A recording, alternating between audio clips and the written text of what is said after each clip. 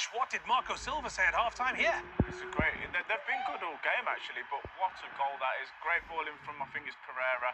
And for all the talk about Isak scoring loads of goals, they've got him in the front post zone. He doesn't drop in. And then Munoz is an actual unbelievable touch, really, because he takes the pace off it and just takes it past the goalkeeper. So great reaction from Fulham. I think Newcastle are going to press on now, obviously, but this is a really entertaining game. But that plays then into the Fulham hands, doesn't it? Because the higher they come out so and quick. the more gaps they leave for Fulham, that is the absolute perfect game plan for them. Absolutely wonderful performance from Fulham. Right then, Kelly Summers is across all the EFL today. Kelly. I am indeed, Jason. Yes, good afternoon. Let's start in the Championship then. This is how things currently stand. 3 of the top 4 are all in action at 3 p.m. That's because Sunderland don't play until Monday night when they face Middlesbrough. The top 2 both winning, as we've been hearing. Just to remind you again, Jason, Leeds are thumping Cardiff City. Sheffield United are beating Derby, but Burnley still goalless at Portsmouth, the only goalless game in this division as things stand. At the bottom, though, there was a huge win for Plymouth in the early kick-off, beating West Bromwich Albion. Put a lot of pressure on Luton. They were winning against Sheffield Wednesday, but Sheffield Wednesday equalising there. It moved Luton temporarily up to third bottom, but they're now back down to second bottom, going ahead of Derby, who are currently also losing. I'm just keeping an eye on my video printer over there because Birmingham have just gone 2-1 up against Rotherham. They were 1-0 down there, but Jay Stansfield has just scored a penalty. That moves them back to the summit of this division. Temporarily, Wickham were at the top of this division because they were winning and Birmingham were only drawing. It's really interesting between those two. They do, of course, have that little buffer above the over the teams above them. Elsewhere, just below them, Leyton Orient's incredible 11-match unbeaten run could be coming to an end against fellow promotion chasers Stockport County. They've led in this game for a very long time.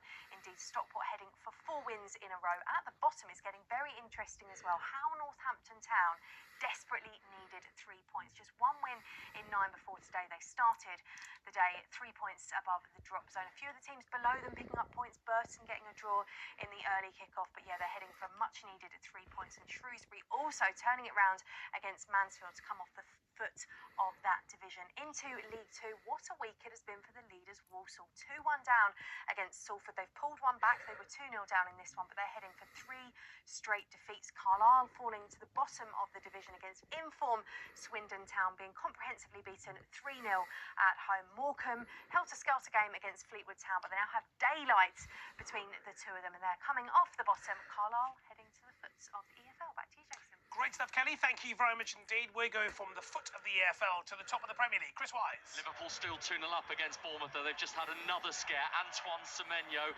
collecting the ball. I don't really think the pass was intended to him from Bournemouth's back line, but it sort of bounced through to him. Semenyo took it in his stride, and then he's fizzed the shot with his right foot just past Alisson's left-hand post. So a minor warning that this is not yet done for the league leaders. Bournemouth 0, Liverpool 2. And to Portman Road, Sam Ashu.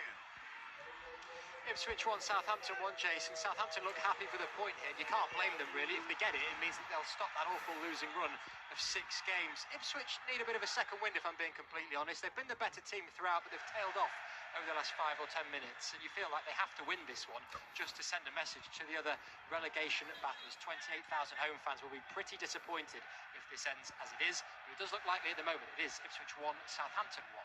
Any further chances for Everton at Goodison? Selma Kerrins. A couple of decent chances, Jason, but this second half is much slower. Everton 3, Leicester 0. There was a good cross into the area, found Decore. He cut it back for Lindstrom, but he found the feet of Hermansen. And then Ndiaye, lovely run down the left-hand side, cut inside. He had beat fast, and then he sent his shot just flashing across the face of goal, inches wide. He had beaten the keeper, just couldn't find the target. But very much game over here. It's Everton 3, Leicester 0.